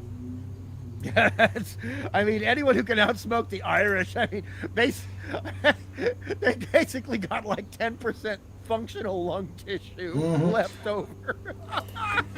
But then we've got our amazing bear who says we'll even smoke Gouda, herring, you name it. Oh, smoked Gouda. Oh, that is one of my biggest vices. I love smoked Gouda. Oh, it's one of the best things in the world. Mark D with a C says the missus loves the Go-Go's. Oh, damn it! I knew I shouldn't have opened my big trap. I'm sorry. I don't like that. There's not a proper phrase for it. I mean, bubblegum sort of covers it, but for me, it's what I call bippity boppity boo music. You know, where it feels like a little kid bouncing up and down reciting a nursery rhyme. Yeah. and it takes no brain power. It kind of shuts down certain portions of your brain, Mm-hmm. and it annoys the living hell out of me. Yeah. And it's like when people complain that a movie, okay, it's the musical version of a Porky's film. Mm. That's the way to describe it. And I know other Yeah. people love Porky's, and that's fine. I think those are some of the most dumb and annoying pieces of crap films ever made. Yeah, I'll probably get I in trouble liked. for that too. No, I liked Porky's, but I could see your point. I could see your Yeah, point. and so like with music, I want to be transported away from my environment. I want music to lift me up and take me away. And Uh-huh. same thing with comic books and science fiction. But Yeah. that's why I like prog music. Prog music takes me out of my environment. Mm-hmm. Whereas a lot of bubblegum and bibbity boppity boom music makes me think of the person standing next to me at the grocery aisle I wish had never been born. I like it. I like it. So let's see. We're gonna start wrapping this up, but I think we. I'll tell you, we could go. I could go on forever talking about Prague, but I will. Yeah. I will tell you this. Going back to where the storytelling aspects, I will tell you that. You said this earlier on how prog rock can inspire you Yes. to do other things. When I listen to, and I'm going to go back to the song because it's been very inspiring to me. Al Stewart's the Road to Moscow, where he's talking about the Russian offensive, and the entire Eastern Front campaign, and that actually inspired me to start my history, my love of history of World War II, the Eastern Front, and other less savory things about the war. Yeah. And it's amazing how one song can take you and reach you and inspire you. Yes. Yes. I mean, I'm looking at the lyrics right now as you were talking. I just pulled them up, and yeah, I mean, to be honest, if you look at just the lyrics alone to back up what you're saying, the guts it takes to create a song like this, the lyrics themselves are a perfect poem. Imagine that there was no music attached to it. Imagine that Al Stewart had just chosen to be a published poet in printed form. These lyrics stand up. They stand up to that. This is very. I had not taken into account these lyrics for over 20 years, but now you're bringing it up. This stuff is just wow. I mean, two broken tigers on fire in the night. Yeah. That is The very, visual. That is The visual. The visual is just okay. yes, Yes. incredibly intense, incredibly Yes. intense, but And also, very inspired. Like I said, for a 14, 15, 16-year-old kid, yeah, it's inspiring. yes, Yeah. So, well, I'm going to get to the Pudgy Hedgehog hard-hitting question for you, hungry boy. And then we've got to start wrapping it up. 4:30 comes way too early, and I know you've been up for a long time. Thank you, pal. Thank you. All Well, we right. covered everything. We didn't rush it. We didn't No, rush it at all. no. Well, But that's a bad pun. Oh yeah. shit. And the thing is that I didn't realize we're almost time to. I mean, it just ran so fast. It was You, so fun, sir, man. are a great host, a great guest. You are a great guest. Thank you, but you are a magnificent host, and just speaking with you feels so natural. It feels like we're at a great cafe after watching a great movie. Two buddies who just went out to see a movie or catch a concert, and that's the way that it feels like being at home with a capital H. Okay. All right. Budgie's question, our hard-hitting Hedgehog Journalist. What is your favorite color of M&M? Music, band, writer, reference. Okay. You go first. Red. Okay. I'm sorry. I have to. I'm a I know this is going to sound like a crappy Irish pun, but green. green. Oh, okay. I just, see, part of it is because being a visual artist and working with paint so much, I get very fussy and very picky over color. So the more pure and natural and resonant a color is, the more I'm going to like it. So I don't like dingy yellows. I don't like muddy oranges, and I don't like grayed out purple. So if we're talking about M&Ms or any other kind of situation that Pudgy's referring to, if the color is pure and resonant or close to pure and resonant, that's the one I'm going to choose, even if it's not my favorite color per se. So Okay. the green, the M&Ms, when I was up until very recently, the green color was actually very well done. The purple was terrible, absolutely terrible. We don't count brown because brown's not real. Brown is it's the easiest color in the world, so I don't count that.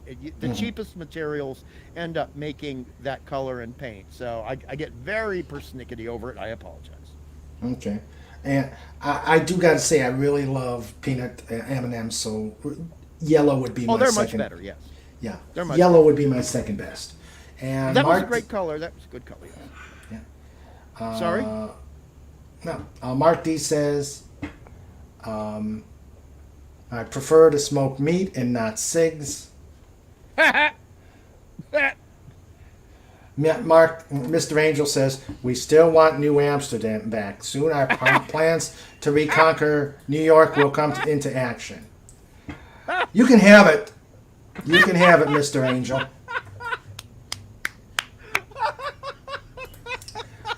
Sounds like Hungry Boy is using a Pantone color meter on his candies. Nice. Yes. Cobalt That's Wise. a good joke. Yes. All right. Mark D agrees with me. New York is not in great shape. Are you sure you want it back? All right. I think on that note, it is time for show notes. Show notes. Show notes.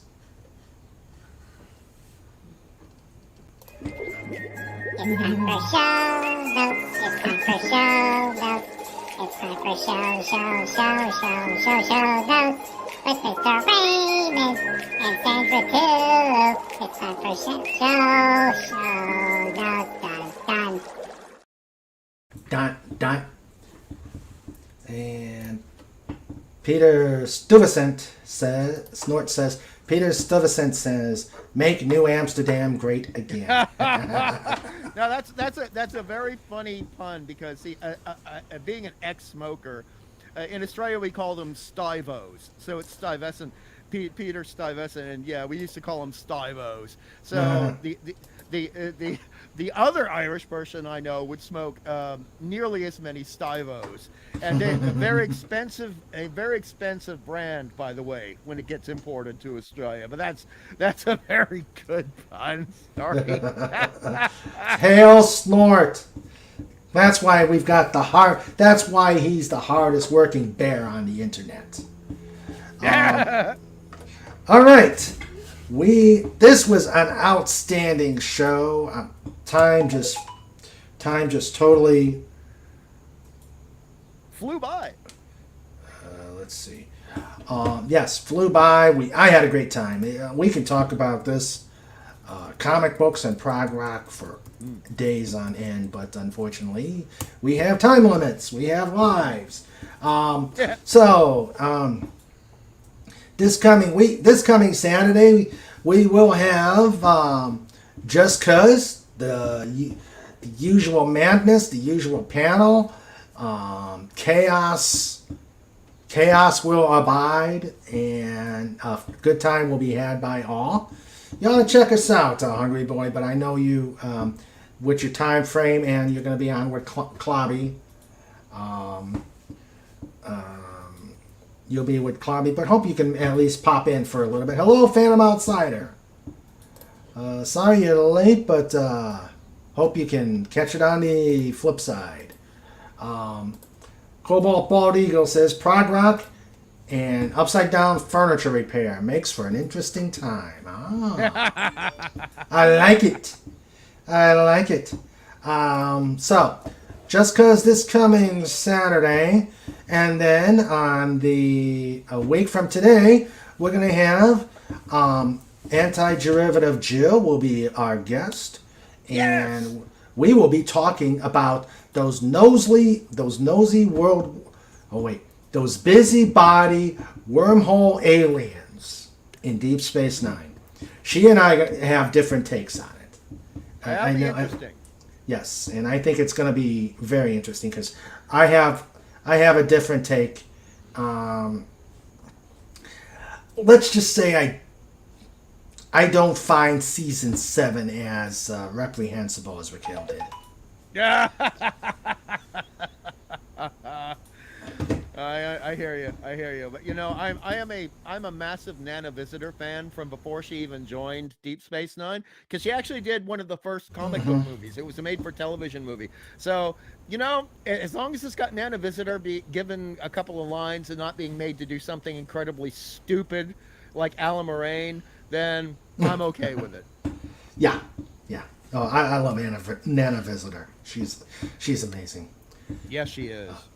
So we'll be talking about the Prophets on Deep Space Nine with anti-derivative Jill, and anytime I have Jill on, it's great. It's a great show. Please check out her channel. She's a fantastic host and discussion leader, but she's also a great guest on her own. All-rounder. I guess these days we could just say, as an umbrella category, YouTuber. She's a fantastic YouTuber. And it's so good that she got inspired by other people to do it, because I think she is one of the best channels for people like us in the YouTube sphere, and I just adore her work. And she's also very funny. You know, she has a little quiet, nice voice, and then she comes out with this statement that just makes me bust a gut, and the walls are echoing with laughter. An understated sense of humor. Yes, what they used to call a droll sense of humor, a very droll sense of humor. Yeah, when you least expect it, there comes the zinger. Yes. Yes. Fantastic. Yep. On August 30th, we're going to have. I met her at a Comic-Con, and her name is Hannah Carpenter, and she's written some books on Mothman, which is a West Virginia legend, sort of like a cryptid or Bigfoot, and we're going to talk about it. So interesting. I'm a fan of the Mothman stuff, and I've heard her name. I think I've seen her around. So yeah, I hope I will be awake and can tune in for that, because I will be very keen to hear what she has to say and the questions that you will pose. Mothman is one of the creepiest damn things that ever came down the pike. All right. So, yep, that looks like it's gonna be a fun interview. And on let's see, I got one. On September 6th, God, it's already September. My gosh. Only two. I'll tell you what. Only 2 months. Only 2 months till Big October in King Dolphin Land. I've already done the calculations. In 2 months, the 200th episode will be coming out. 2 years in October that King Dolphin has been terrorizing YouTube. And my birthday. All happens in October. So October will be a very scary month in the pod. Just one more reason for me to love forward October. to that. One more reason for me to love October. I appreciate that, my friend. I appreciate that. John Rendo, I hope you feel better. Late. Sorry he's late. Not feeling well today. Check out the replay. Yes, check out the replay. You'll love it. It's been great tonight. So that, and then every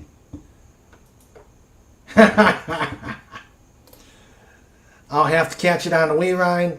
Hungry doesn't need questions from me as he's my harsh taskmaster. Look, dude. Okay, we're not telling tales out of school, but for where you want to go, you need the sensei. You don't need the guy patting you on the head, giving you the participation trophy. You know where you want to go. You know exactly what you have to do to get there. I'm just the facilitating force. That's it. Yeah. And Comic Relief says, and I love it. And Dalek, I don't forget it, Dalek. I know yours. I think yours is earlier than mine. October birthdays rule. They rule. All right. So every Saturday will be a Just Cause where the chaos happens and the kitty table. The kitty table is stocked, and the slapshot table is ready for the really cruddy stuff. So that is show notes. This segment is brought to you by thedolphinboys.com. It's time for show notes. It's time for show notes. It's time for show notes. With Mr. Raymond and Sandra too. It's time for show notes. Done.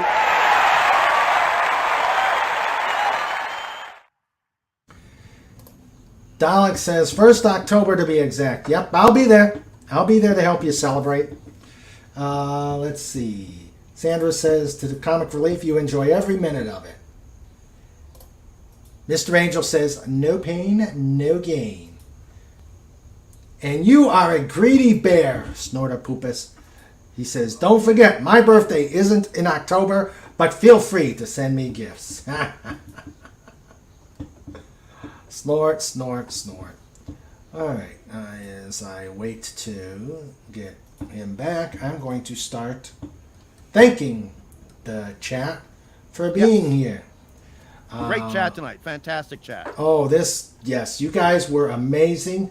And Hungry Boy, you are a joy as a guest. This was absolutely fun. Absolutely fun. It's great I have great guests all the time. It's always great when I have somebody it's always great when I have somebody on that just can talk about something I love. That I love. Mutual interest, and even though it's through no fault of our own or no fault of the art form, prog rock is what people call a niche interest. So if we can get two people together who love it as much and experience as much, that's a joy. Because you know what, niche people, we deserve our time in the sun and our time of enjoying something together too. It doesn't always have to be about whatever the hell Batman movie came out this week, you know? That's true. That's true. That's true. All right. Snorter Poopa says, take care of the human, dolphin, doggo, Dalek, eagle, hedgehog, ferret, and wombat. See, he got the wombats in. Yeah, he did. Thank you, Snorty.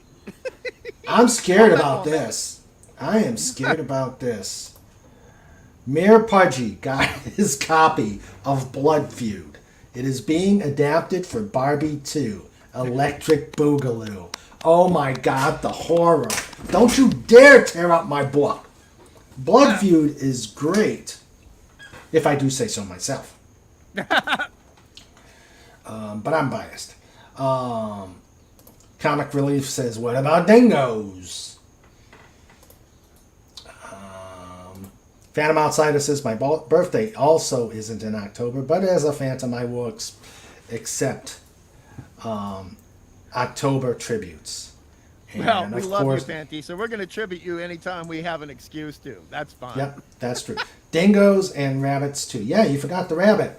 Don't make... They're imported. They're not, yes, they're not don't let the killer rabbit feel bad.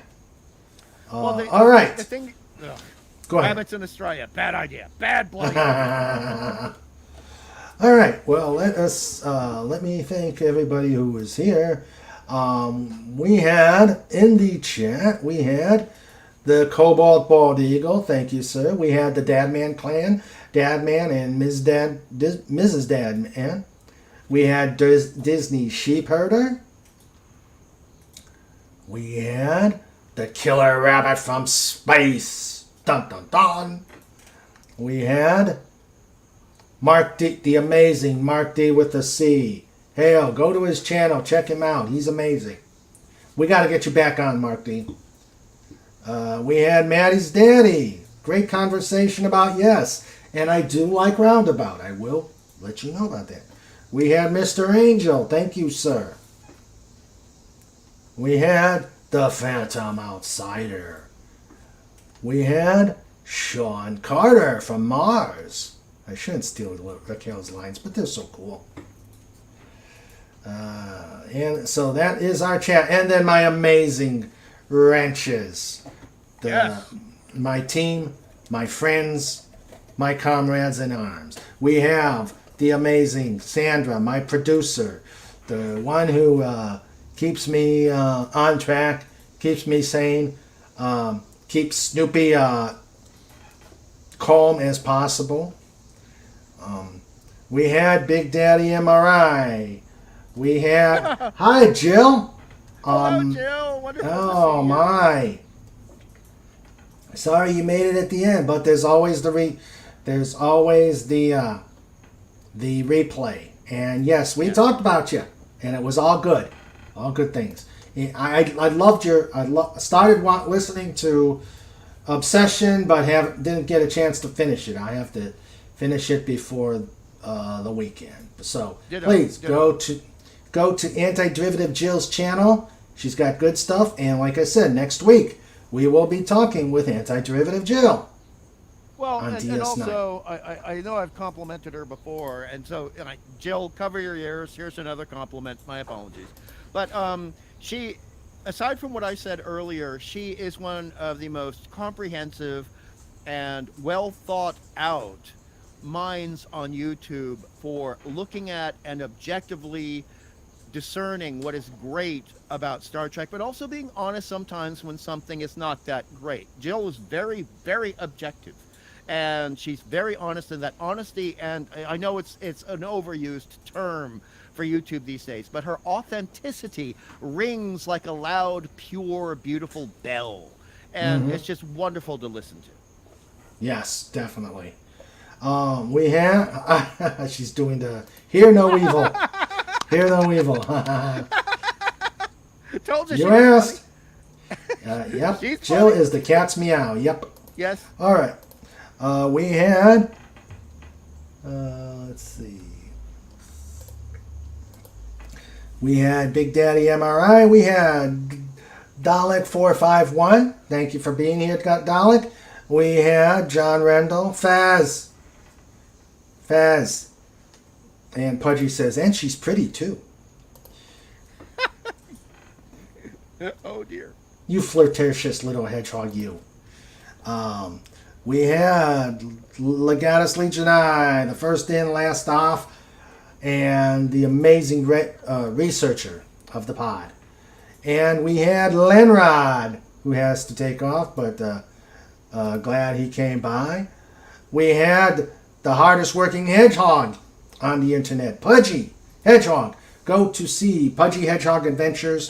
He's starting up a YouTube channel, and it looks like it's going to be some fun stuff. So go check out Pudgy Hedgehog. We've got the Comic Relief Crusader. Thank you, sir. And we will. Glad to see you. And of course, the hardest working bear in the internet. Snort a poopas! Cooper. Hey, brother Sniffles. It never gets old. Never gets I old. love that. Never gets I love old. .com.org.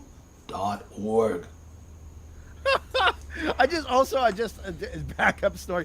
Every time he says the Human suit, it's just the Human suit, yes. Human soup. Pudgy knows Pretty Lady Jill taken. Nod. Okay, good Pudgy. And Dalek says, pleasure being here. A great show, night all. Thank you, Dalek451. Okay, and we got .org. Yes. I'll have to tell you about Sniffles when we get a chance, Jill. So, okay, guys, this was outstanding. A fantastic show. Hungry Boy, we've been on twice, and there's always something exciting when you come on. And we just have a great conversation, great fun. Yes. It's always a pleasure. I'm very honored that you've come to the show and that we consider each other friends. I'm very honored to be your friend. Well, right back at you. And also, this is not flattery. I don't do flattery. We talked about that privately the last time. The thing is, I very much admire the way your mind works. I admire the way you think, which leads to the right question for someone else to be able to be a good guest for you. Because being a good host and interviewer is more than half the show. The guest has it easy. You know what you do, that's the hard part. And I really admire the way you do it. I love the way you interact with people. And I adore just the way you let your personality become an ingredient of the cake of the channel. It's wonderful. Well, I appreciate that. And it's always, to me, it's also always good when you have a great guest too. All right. That's very kind. So, everybody, Snort says, everyone should collect polar bears. We're cuddly and affectionate and don't eat as many people as you think. Well, good.